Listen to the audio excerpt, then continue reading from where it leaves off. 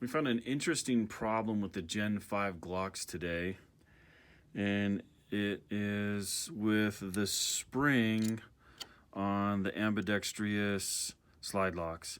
You see this spring right here where my finger is? This is what it normally looks like when it's been assembled properly in here. And then this is this takedown lever and takedown spring right here, and you can see that there's a little bit of a gap right there. Interestingly enough, if you're not paying attention and you put it together and that spring is bowed out, like this one right here, you can put it together and you can see how this spring right here is bowed out into the gap of the takedown lever.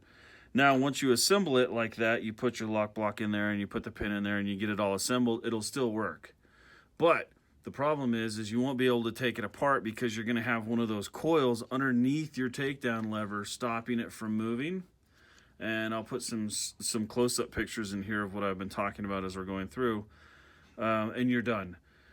So the way to fix that is you have to actually go in from this side from the takedown hole, and you have to press that spring back in. See how it's moving there? You have to press that spring coil back in enough that you can get the takedown lever to move again, and then pull the slide off and then take this apart. And you're probably going to destroy this spring when it happens, that bent out spring. This is not broken. This is just bowed out. You literally can take this, if I can do this, you literally can take this and just push it in just like that, and now you can reassemble it, and you're not going to have that problem. So, I mean, it's just one of those things that you have to pay attention to, but after it's happened and you're just like, what? I just broke my gun forever. It'll take you a minute to figure out that you've just locked this open with one of those coil springs in there. I'm not really sure that there's a fix for it other than maybe Glock making this piece of plastic right here a little bit higher, and that would stop these from being able to protrude underneath the takedown lever. But yeah, that would work if they made it just a little bit higher in plastic there and stop that from being able to go in there like that.